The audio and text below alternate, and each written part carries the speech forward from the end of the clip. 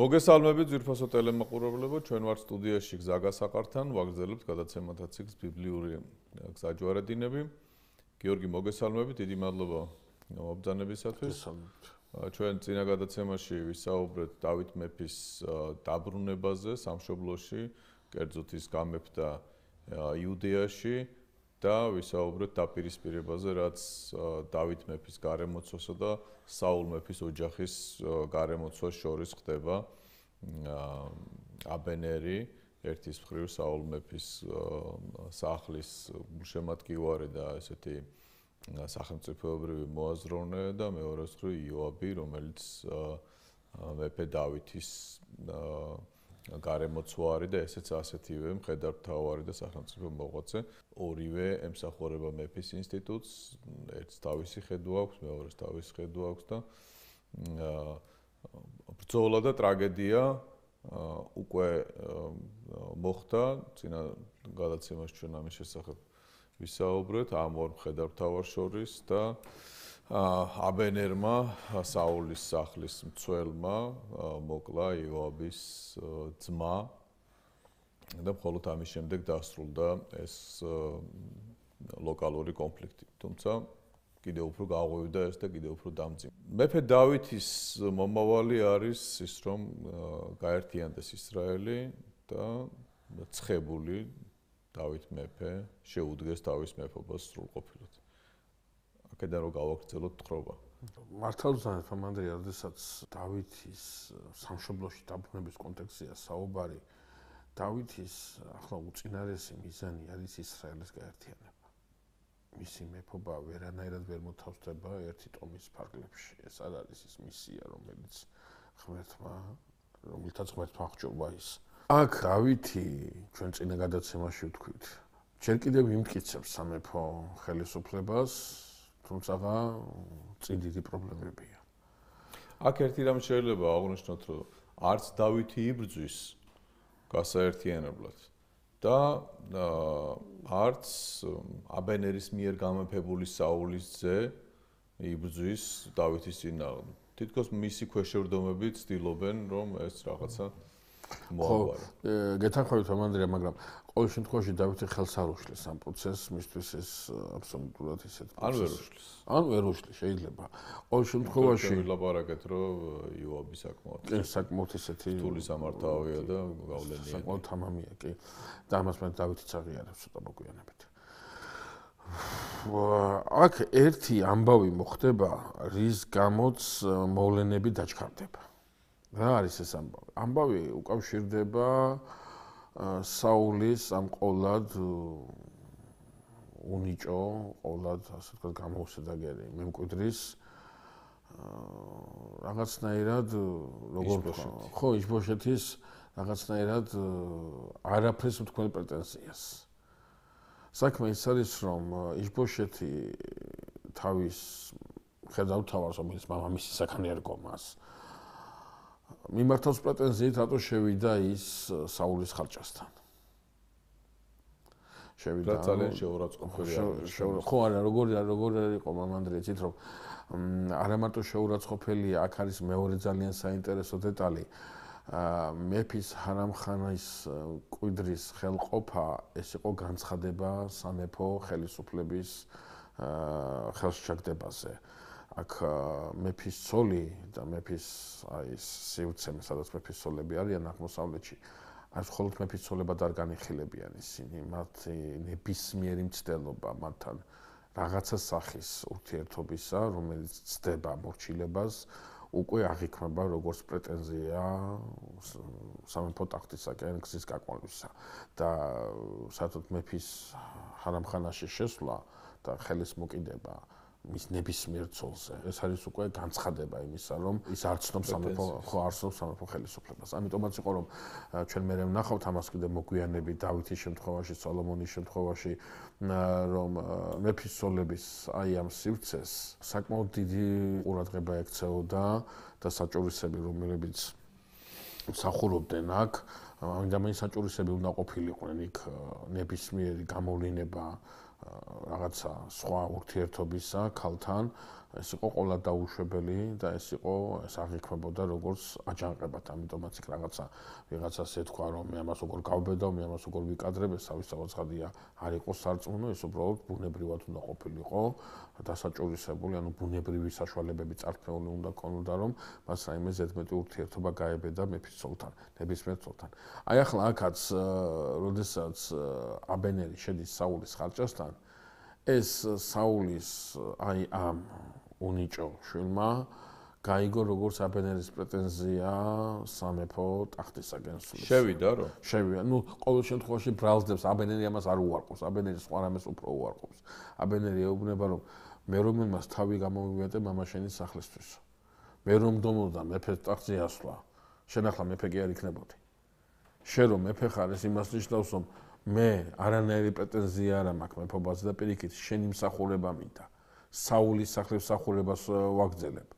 ეს ჩემი ნაბიჯი იმის რა ქვია საულის ხალჭასთან შესვლისა არ უნდა განიხილო, შენ არ გაქვს ამის მორალური უფლება, იურიდიული უფლება გაქვს, მაგრამ მორალური უფლება არ გაქვს, რომ განიხილო როგორც პრეტენზია პოლიტიკური ძალაუფლების ხელში ჩაგდებაზე. ანუ უშუალოდ რომ მართლა შევიდა. შევიდა თავისთავად ეს კარგად ჩანს, მაგრამ აქ პრობლემა არის აი იმ რაღაცნაირად ვიწრო ხედვაზე, რაც გააჩნია იშბოშეთს, რომ ახლა აბენერსომ საულის სახლის გადაგდება უნდოდეს, ხო? აბენერსომ თავის მეფეს გამოცხადება უნდოდეს, ახლა ვინ შეუშლის მას, ახლა იშბოშეთი ხელს ნამდვილად ვერ შეუშლის. მართლა წმინდა წერილში წერია, რომ შეეშინდა იშბოშეთს.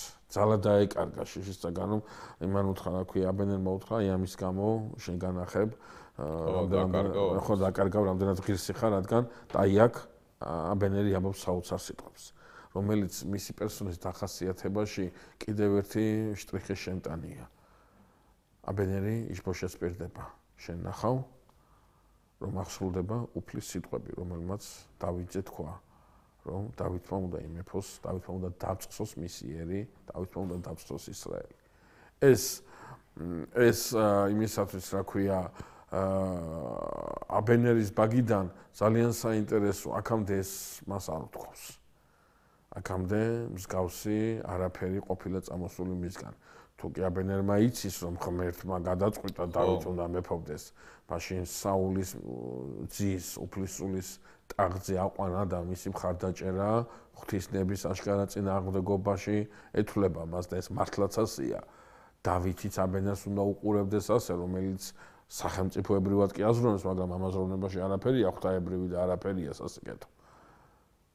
და აი დავითი და აბენერი, რომელიც აი ორ სხვადასხვა მხარეს დგანან, აბენერი დავითს გამოუგზავნის შეთავაზებას, რომ მიიღოს ის თავისთან და აბენერი თავის მხრივ ვალდებულებას იღებს, რომ მთელ ისრაელს მეფის, ანუ დავითის წინ დააჩოქებს და მის მორჩილს გახდის. ანუ დავითის მეფობას დანარჩენ ისრაელზეც განავრცობს. დავითისთვის ეს ძალიან მოულოდნელი შეთავაზება იყო. დავითი ამას არ ელოდა. დავითისთვის ეს იყო აი უცებრო გამოჩნდა საშუალება იმისა, რომ სრულიად მშვიდობიანად 7 წლის მერე ქვეყანამ შეძლოს გაერთიანება და სამოქალაქო ომის ნებისმიერი მცდელობა ძირშივე იყოს ჩახშობილი.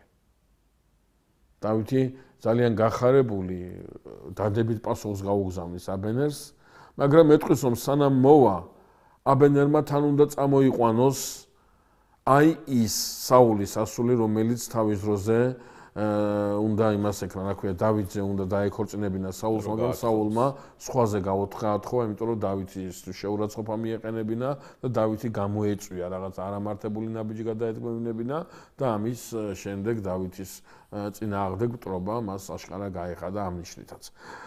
საქმე ის არის, რომ დავითი სწორედ ამ კუთხით ფიქრობს. დავითის ცოლი სანამ ვიღაცას ყავს, მისი მეფობაზე პრეტენზიის გაცხადება იმ სხვას თეორიულად შეუძლია. ეს თეორიული შესაძლებლობები უნდა გამორიცხოს დავითმა და ეს ამბავი მიუვა იშბოშეთსაც, რომ დავითი ითხოვს თავის კუთვნილ ცოლს, ანუ დავითის აი ამ საკუთრების დაბრუნებას. თავისთავადხარდია იშბოშეთისათვის ეს არის ძალიან მიუღებელი, მაგრამ სხვა გამოსავალი არ აქვს. აქეთ უყურებს აბენეს, რომელიც დაემუქრა, იქით უყურებს დავითს, რომელიც აშკარად ძლიერდება. ნუ ახლა ამისი მომავალი არის, რომ იქნებ ვიღაცამ შეიწყალოს. ტახტსაც ძალიან ისე გადაულოცავს ალბათ დავითს, ძალიან მძიმე მდგომარეობაში. თანახმაა, რომ აი დავითსაც თასწორეს კალი ჩავაყო. ბიბლია გვეუბნება, რომ თან ძლიერდება დავითის ძლიერდება და საულის სახლი სუსტდება. კი, და აქ ბიბლიაში ერთი ძალიან მძიმე სცენა ამე ყოველთვის, როდესაც ამ ადგილს ვკითხულობდი, ძალიან მემძიმებოდა ამ ადგილის წაკითხვა, ცოტა ისეთი რთული სცენა, როდესაც სწავლენ და მელქოლა მოყავთ და ქმარი მოსდევს და მოსტირის უკან, რომ ნუ წამართვებს შემცელს. ძალიან მძიმე სცენაა და სცენა უფრო მძიმდება იმით, რომ აბენეს რომ მოყავს ეს ქალი, ხო თავის არაფერს არ ამბობს და ამ ქმარის ლუქუნს უსმენს გზა და რაღაცა ეტაპამდე რომ მოხედავს და ახლა გაჩერდი და დადექი სადაც გახარო. სხვის ცოლი ყავსო შენა. ხო და თვალცრემლიანი გააცილებს ეს კაცი თავის ცოლს უფრო სწორედ. ხო ყოველ შემთხვევაში ახლა მაშინ ცოლი აბა რა არის ახლა წლებია გასული რამდენი ერთად ცხოვრობენ. არა შვილი არ ყოლიათ. ხო, შვილი არ ყავდა, ამას თავისი მიზეზი აქვს ცოტა ხანში, ამას სიტყვის მინდა წერილი ამის ეს სიტყვის. აბენერი ამ ქალთან ერთად ჩადის ქებრონში დავითთან და დავითისთვის აბენერის ნახვა ახლა სხვა ამპლუაში ხდება. აქამდე დავითი აბენერს იცნობს როგორც ნიჭიერ, დიდხედავ თავარს, რომელთანაც მას არანაირი ძალაუფლებრივი გადაკვეთა არ ქონია. თვითონაც ხედავ თავარი იყო, აბენერის ხედავ, აბენერი თავარს არ დალი იყო საულის. ანუ არასდროს არ ყოფილა მამა ანდრია ის, რომ დავითი აბენერზე მაღლა იდგა სოციალურ საფეხურზე, თანამდებობრივი თვალსაზრისით, როგორც მეფე. ახლა აბენერი დავითთან მოდის როგორც მეფესთან და დავითი მას უყურებს როგორც მეფე. თითქოს და ახლა აი ადამიანური თვალსაზრისით მამა ანდრია რომ დავითი აი რაღაცა აზრით ამ გზაჯვარედინზე დგას რომ დავითმა ახლა შეუძლია გამოავლინოს გამარჯვებული სხვაზე გამარჯვებული კაცის აი ეს ურთიერთობა ხო ყველა ატრიბუტიკა ხო ბოლო მოვიდა და თაყვანის აბენერმა და დავითთან ისე კი არ შედის იოაბი რო შედის ხოლმე არა შევიდა და თაყვანის ყველაზე ძლიერი სახელმწიფო მოხელე საულის კარს. ხო და რომელმაც აღიარა დავითის მეფე, ხა დავითი ამ შემთხვევაში როგორ არის? ახლა დავითი ამ შემთხვევაში ლაღი უნდა იყოს, ეს გამარჯვებულია. საოცარი თავდაპირველობა აქვს დავითს, არაფერს გავს არაჩვენებს. ახლა ხო შეიძლება ეს ვიღაცამ არაჩვენოს, იმიტომ რომ ამის გამოჩენის საშუალება არ კონდეს, ან რაღაცის შიში კონდეს, ან რაღაცის გათვლა კონდეს, არა. დავითს ყველაფერი აქვს, საშუალებაც აქვს. აბენერმა თაყვანისა და ამხელა კაცი უდგება გვერდით, შიშიც უქრება, რაღაცა სამომავლო მისი მეფობის გამტკიცებასთან დაკავშირებით. ყველა საშუალება აქვს, რომ ქედმაღლურად, როგორც გამარჯვებულმა გადახედოს. არა.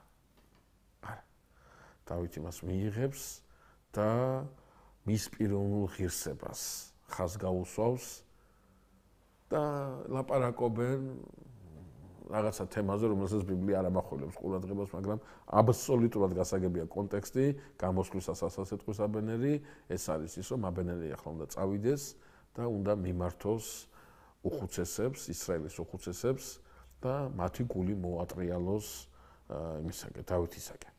ეს მართლაც ასე მოხდება. მართლაც ასე მოხდება, მაშინაც კი, როდესაც საული მეფობდა, ისრაელის უხუცესებს ესმით. რომ დავითს გაყავდა ისრაელი და გამოყავდა ისრაელი. და ეს უნდა გაიხსენოს ისრაელის უხუცესობა. ჩვენ აქ მამა ანდრია მე ამას ატოუსავ ხას იცით. ჩვენ ყურადღება უნდა მივაქცოთ ერთ ასეთ რამეს, რასაც სოლომონთან დაკავშირებით გამიმეორებთ. ისრაელს ახლა კი ყავს მეფე, მაგრამ ის სტრუქტურა, რა სტრუქტურითაც მოიხსოვა ისრაელის სოციალური ქსოვილი სინასტასთან, ის შენარჩუნებული. 70 უხუცესი, უზენაესი სამეთვალყურეო ორგანო, უხუცესთა საბჭო, სასამართლო ეს ორგანოები. მეფე არის ამ ყველაფრის, ასე ვთქვათ, უზემოესი ზედამხედველი, თორე დავითი ამას ხელს არ კიდებს, დავითი ამას აწესრიგებს. სოლომონი ხელს მოკიდებს. სოლომონი ცოტა სხვანაირად შეეხება ამას. ამას მე ვიტყვი ჩვენ. დავითისთვის სინასთვის კანონმდებლობა ის კონსტიტუცია, რომელიცაც ღმერთმა ამ ხალხისაგან ერი გამოძერწა, არა მდინარესთან, არა ზღვასთან, ჩვენ ვიცით არის დინარეული ცივილიზაციები, ზღვის ცივილიზაციები, არამედ ამ ხალხისგან ერი გამოძერწა უდაბნოში ერი არ იძერწება უდაბნოში არ შეიძლება ცივილიზაცია ვითარდებოდეს, მას რაღაცა სხვა პირობები ჭირდება. და ღმერთი ისრაელს ძერწავს უდაბნოში.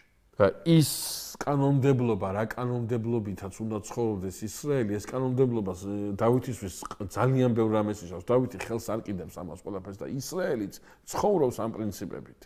ეს სტრუქტურები აქვს, ასეთი სოციალური სივრცე აქვს. და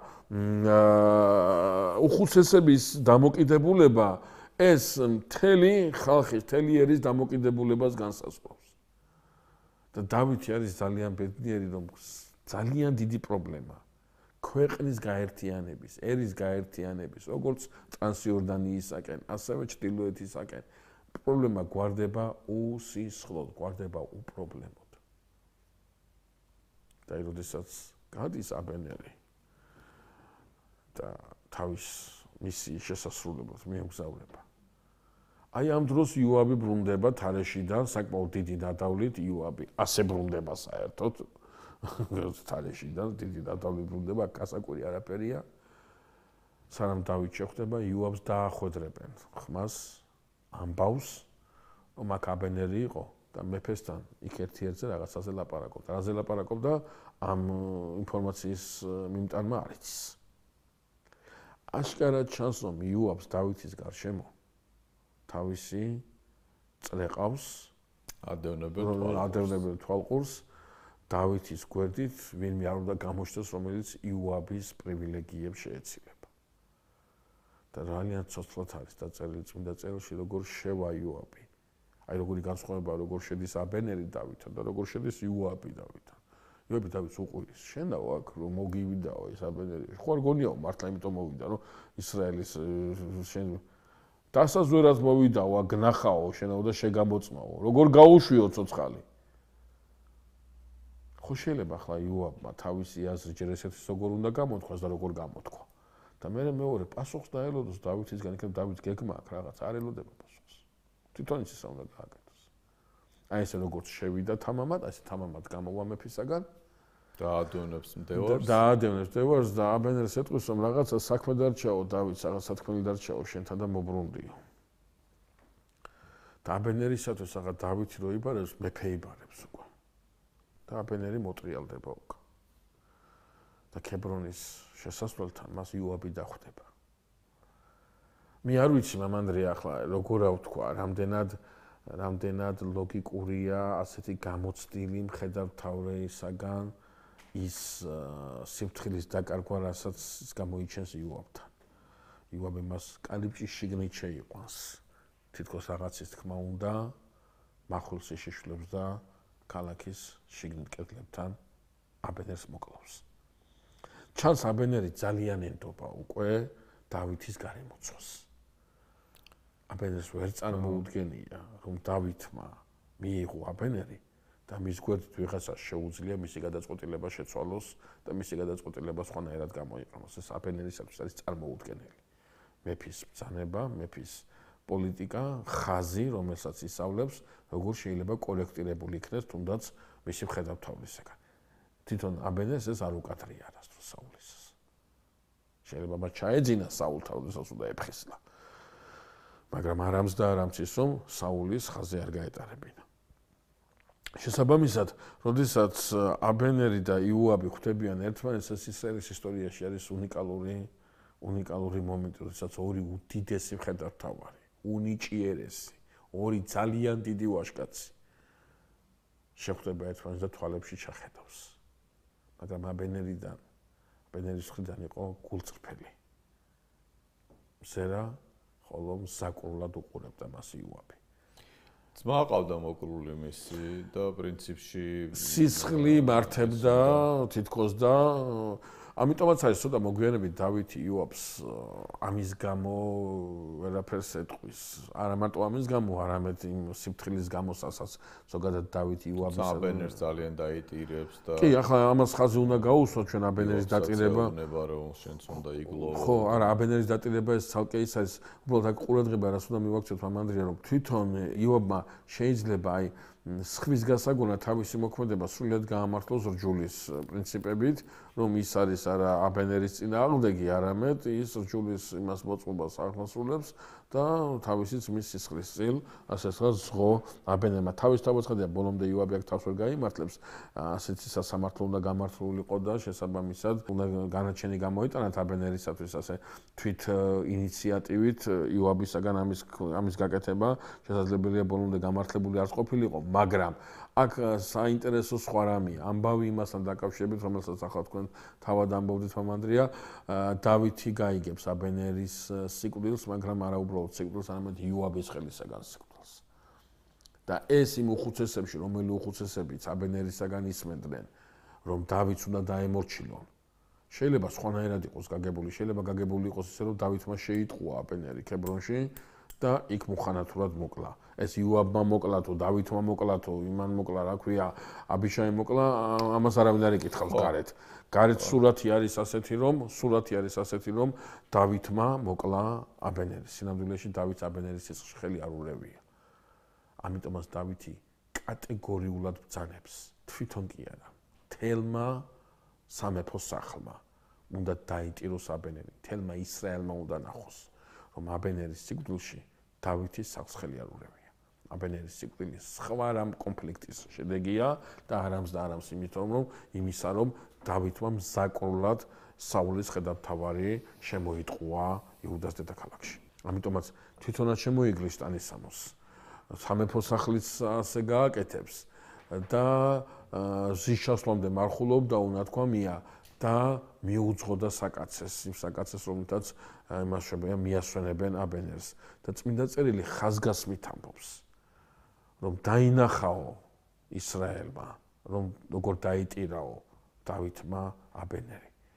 ამით მიხვდა ისრაელი, მიხვდა ის უხუცესობა, მიხვდა ის უზემოესი ორგანოს წარმომადგენლები ისრაელში, რომ დავითი ზაკრულად არ მოქცევია აბენერს და აბენერის სიკვდილის მიზეზი აბსოლუტურად სხვა არის. ისრაელის გაერთიანებას, რომელიც დაწყებული იყო დავითის და აბენერის მოლაპარაკების შედეგად, წინ არაფერი არ უნდა დაუდგეს. აქვე დავითი ხაზგასმით იტყვის, შესაძლებელია ეს სიტყვები არ არის მარტო სამგლოვიარე პროცესიაზე ნათქვამი სიტყვები, არამედ ეს სიტყვები მთელ ისრაელს მოეფინა.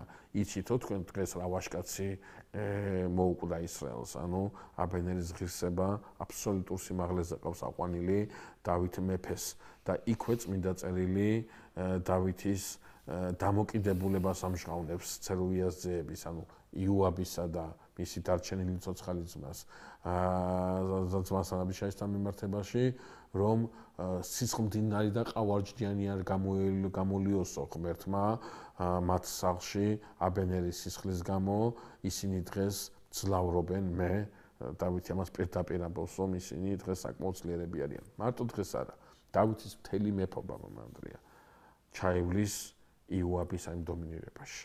დავითი იუაბს ვერაფერს ვერ გაუკეთებს, აბსოლუტურად ცდელობა იქნება, მაგრამ ჩვენ მე ვილაპარაკებთ ამ ცდელობაზე. ცდელობა იქნება, მაგრამ ეს ცდელობა, მისი ეს ცდელობა ყულად უშედეგოდ ჩაივლის. ძალიან საინტერესოა შემდეგი თხრობა წმინდა წერილისა, რომ დავითი მთელ ისრაელზე გამეფდა. ნელ-ნელა მიდის ეს პროცესი, უხუცესები მოდიან, დავითის მეფობას აღიარებენ, ეს ნიშნავს, რომ ჯარი, რომელიც სხვადასხვა ტომში დგას და ადგილობრივი ხელისუფლება, რომელიც მართავენ ქალაქებს თუ დაბებს თუ ასე შემდგომ, მთლიანად დავითის მორჩილებაში შემოდიან, მთლიანად ეს სივრცე დავითის მეფობის ქვეშ არის გაერთიანებული. როგორც ადრე აღნიშნავდით, 7 წელი და 6 თვე იმეფა დავითმა იმაზე რა ქვია იუდას ტომზე, 30 წლის იყო დავითი როცა გამეფდა, სიმპტომატურია 30 წლის არის ჩვენი მაცხოვარი, როდესაც გამოდის სამოღვაწეო სარბიელზე, 40 წლის განმავლობაში იმეფა დავითმა მთელ ისრაელზე, აქედან 7.5 წელი როგორც გითხარით მხოლოდ იუდაზე და დავითი 70 წლის ასაკში გარდაიცვალა, საკმაოდ ახალგაზრდა, საკმაოდ მცირე წლებია, მაგრამ მე ჩვენ ვიტყვით რომ დავითის ცხოვრებამ დავითი ძალიან დააუძლურა თავის ამასაკში და მან ვეღარ შეძლო მეთხას ცხოვრება. ეს ცოტა მოგვიანებით. ჩვენ ალბათ უნდა ვახსენოთ იშბოშეთის მკვლელობის. ხო, ახლა ეს დეტალი თავისთავად ცხადია, ვინაიდან ამ გაერთიანების პროცესში მეორდება იგივე მეორდება. დავითის წინაშე, როგორც საულის სიკვდილი ახარეს, ისე ვიღაცამ, ესე იგი, გადაწყვიტა, რომ ეს გაუხარდებოდა. ხო, პრაქტიკულად იშბოშეთი რა არის? პრაქტიკულად ისრაელის უხუცესობას აღარ აქცევს ამ კაც ყურადღებას. ხო, თავისთვის რაღაცა ესე ჩამოდასუსტებული. ხო, რაღაცა სამუზეუმო ექსპონატივით დარჩა, არტეფაქტივით არის რაღაცა. და საულის ისევ და ისევ ამ სამხედრო შენაერთების ერთ-ერთმა ორმა წარმომადგენლმა ძმები არიან ისინი, რომლებსაც თავიანთი ასე ვთქვათ პოსტი ჰქონდათ ამ მაშინ რა ქვია დაჯგუფებაში, ჩუმად შეიპარებიან და იშბოშეთს ძინარეს მოკლავენ, მეხუთე ნეკლთან ჩასცემენ. მაგრამ ახლა ეს მეხუთე ნეკლს ახსენებს მინდა წერილი, ეს სიმპტომატურია. ეს იმას ნიშნავს, რომ მის მკვლელობასთან დაკავშირებით გამოძიება დაადგინა დავითმა, დააწესა დავითმა, ანუ წმინდა წერილში ეს კი არის, ასე ვთქვათ, გადაბმულად მოცემული, რომ ისინი ჩამოდიან დავითს ახარებენ, რომ აი ვიღაცა რო დარჩენილი იყო საულის სახლიდან, ის მოკალითო და დავითი უყურებს აბა და როგორც ეგონაო საულის სიკვდილის ახარებას, რომ თითქოს შევაქებდი უმას და მახვილი იმას აქნაო თქვენს მახვილი, იმიტომ რომ იმას უფლისხებულის შულზე გაბედა და სამაგალითოდ შისავს. სამაგალითო. ამიტომ გითხრა ეს მეხუთე ნეკლს ხსენებას ამას გულისხმობს ამანდრე, რომ დავითმა ეს გახადა საქვეყნო ცნობილი. თელმა ისრაელმა უნდა იცოდეს. რევოლუციური მოძრაობა, მეფის წინააღმდეგ მახვილის გაშიშვლება, ეს სახელმწიფოში არის დაუშვებელი. არაფრით არ შეიძლება ეს ავნებს სახელმწიფოს. იმიტომ კი არა, ამ მეფის მერე მეფე არ გამოჩნდება, როგორ არა გამოჩნდება. მაგრამ ქვეყნისათვის არის დამანგრეველი გადატრიალება, ქვეყნისათვის არის დამანგრეველი რევოლუციური და ასე შემდგომ მოღვაწეობა. კიდევ ერთი დეტალი, რომელიც აი ამ იმაში არის ნახსენები, საკმაოდ ისე განკვეთ ამას ცოტა დიდ დროს დაუთმოს მინდა წერილი. წინა წერილი ახსენებს, რომ იონათანს ყავს დარჩენილი ერთი ძე. 5 წლის იყო მაშინ, როდესაც ფილისტიმელების შემოსევის ამბავი რო გაიგო ისრაელმა, ძიძა მოკიდა ხელი და გაქცევის დროს გაუვარდა ხელიდან და ორივე ფეხით კოჭლობდა. ანუ აი ძალიან ისე მძიმე მდგომარეობაში დარჩა საულისა და დავითის შემდგომ მოიძიებს ამ კაცთან, ჩვენ ამის შესახებ ცოტა მოგვიანებით ვისაუბრებთ. ახლა ერთი დეტალი, რომელიც ამ კონტექსტში აუცილებლად არის მამანდრია სათქმელი, ეს გახლავთ ამბავი იმასთან დაკავშირებით, რომ დავითი მთელ ისრაელზე მეფობს, მაგრამ ერთი პრობლემა აქვს დავითს. დედაქალაქი არის იუდას ტომში. ისრაელის დედაქალაქი არის იუდას ტომში და ეს იუდას ტომს აძლევს სწორედ ისეთი ყელყელაობის საბაბს, რაც თავის დროზე ჰქონდა ეფრემის ტომს, თავის დროზე ჰქონდა ბენიამინის ტომს. დავითის დიდებულება აქ როგორ აჩვენს, რომ ეს არ უნდა ქონდეს არც ერთ ტომს. ისრაელში არც ერთმა ტომმა პირველობაზე არ უნდა განაცხადოს პრეტენზია. ამიტომ ქებრონი ვერ იქნება ისრაელის დედაქალაქი. ქებრონით ვერ იამაყებს ისრაელი და ჩრდილო ტომებისათვის ქებრონის დედაქალაქად დარჩენა ყოველთვის კითხვის ნიშნის დაწერის თეორიულ შანსებს გამოიწვევს. ყოველთვის. დავითი იღებს გადაწყვეტილებას რაღაცა ისეთი სივრცე მონახოს, სადაც რომლის აი განფენილობაც ერთი ტომის შიგნით არ იქნება. ტომთა ასე ვთქვათ, საზღვარზე იქნება და გარკვეულწილად ხო, ვერც ერთი ტომი ვერ იტყვის, რომ ეს ჩემია, რაღაცა ნაწილი ტომის, სხვა ტომის საზღვრებში იქნება და ასე შემდგომ და ასე შემდგომ. შეუძლია დავითმა ამისათვის აღაშენოს ქალაქი. მაგრამ დავითს არ ჭირდება ქალაქის აშენება, ბუნებრივად არის წარმოდგენილი სიონის მთა, იებუსი, სადაც იებუსელები ცხოვრობენ და დავითი თავის მეფობისას პირველად საოცარ გადაწყვეტილებას მიიღებს.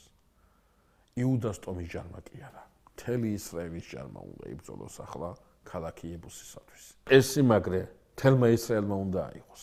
რადგან ეს სიმაგრე რომელიმე ტომის კი არ უნდა იყოს. ეს სიმაგრე მთელი ისრაელის უნდა გახდეს. იებუსელები შემოუთვლიან დავითს, რომ ბრმების და კოჭლების კი გაგაცემენო აქიდან. ეს ერთი შეხედვით ცოტა გაუგებარია. ხა დავითი, რომელიც ხო, ესე ასაგდები არ არის. ასე ისტორია აქვს და დავითის წაგებულიობი არ არსებობს და იებუსელები ცოტა ისე სიბრიყვეზე ლაპარაკობს. ერთი მხრივ სიბრიყვეზე გეთახმართ და მეორე მხრივ საუბრობს რამდენად სტრატეგიულად ძლიერია და მიუდგომელია და ყურადღება მისაქცევია აი ეს სივრცე ისრაელის ტერიტორიაზე.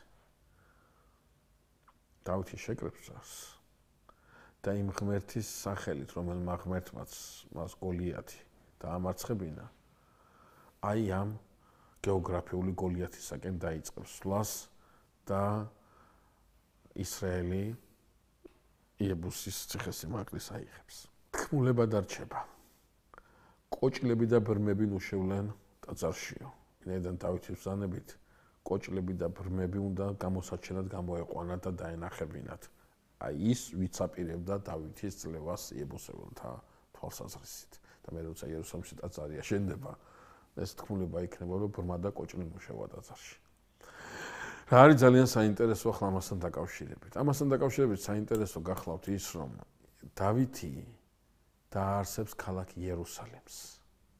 ეს არის დავითის ქალაქი. ეს არის ქალაქი, რომლისადმისაც დავითს აქვს ძალიან დიდი ყურადღება მიპყრობილი, რადგან იერუსალიმი მას გული უგზნობს. რაღაცა დიდი უნდა გახდეს. დიდი, იმაზე დიდი, ვიდრე პოლიტიკური ცენტრი იმ სამეფოსი, რომელ სამეფოზეც ის დაადგინა ღმერთმა. დიდი მადლობა გიორგი, ძალიან საინტერესო თხრობა იყო ეს ეპიზოდიც და ახლა ჩემთვის ვფიქრობდი, რომ ესე დაწრულებით, ესეთ ნიუანსებში, ესეთ აქცენტებში ამ ბიბლიური სიუჟეტის თხრობა ზოგადად ძალიან საინტერესოა მაყურებლისთვის, სასულიერო პირებისთვის, ვისაც აინტერესებს ბიბლია და ამიტომ გულწრფელ მადლობას გიხდი, რომ ამდენი შენ ნაშრომი აი აქ ესეთ თხრობაში სამუდამოდ გვექნება გადაცემების ციკლში. მადლობას უხდი მაყურებელს, იმედია რომ ეს ყველაფერი სასარგებლოა და საინტერესო არის თქვენთვის. ჩვენ გავაგრძელებთ ამ გადაცემებს და შემდგომი თხრობა იქნება ქრონოლოგიურად გაგრძელება ამისი და ჩვენ უნდა ვისაუბროთ ტაძრის აშენების სურვილზე დავით მეფის მხრიდან. დაგემშვიდობებით, კარგად ბრძანდებოდეთ მომავალ შეხვედრამდე.